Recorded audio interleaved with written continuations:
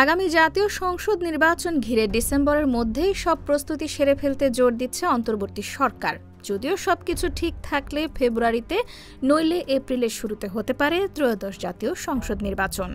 তবে যে কোনো মূল্যে ফেব্রুয়ারিতেই নির্বাচন আয়োজন চায় বিএনপি। এর ব্যতিক্রম কোনো মতে মানতে নারাজ দলের হাইকমান্ড। এ বিষয়ে দলের মহাসচিব মির্জা ফখরুল ইসলাম আলমগীর জানান, শান্তিপূর্ণভাবে গণতন্ত্রের দিকে এগিয়ে যাচ্ছে দেশ। তবে ২০২৬ সালের ফেব্রুয়ারি মাসে নির্বাচন হতে হবে। দলের ভারপ্রাপ্ত চেয়ারম্যান তারেক রহমান লন্ডনের প্রধান উপদেষ্টার সঙ্গে বৈঠক করে নির্বাচনের সময় ঠিক করেছেন। এর কোনো ব্যতিক্রম মানা হবে না। সোমবার রাজধানীর নয়াপল্টনে দলের কেন্দ্রীয় কার্যালয়ের সামনে বিক্ষোভ সমাবেশে হুঁশিয়ারি দেন বিএনপি মহাসচিব। বিএনপির ভারপ্রাপ্ত চেয়ারম্যান তারেক রহমানের বিরুদ্ধে মিথ্যাচার, অপপ্রচার এবং মিটফোর্ড এলাকায় প্রকাশ্যে লাল চাঁদ সোহাগকে হত্যার দৃষ্টান্তমূলক শাস্তির দাবিতে এই কর্মসূচির আয়োজন করে ঢাকা মহানগর উত্তর ও দক্ষিণ বিএনপি।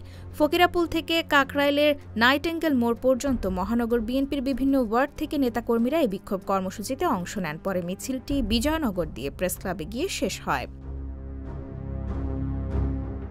মির্জা ফখরুল বলেন, নির্বাচনের সময় নির্ধারণের পর থেকে ষড়যন্ত্রকারীদের মাথা বিগড়ে গেছে।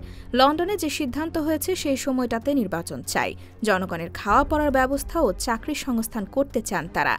কোনো ষড়যন্ত্রের ফাঁদে পা দেওয়া যাবে না বলেও নেতাকর্মীদের সতর্ক করেন তিনি।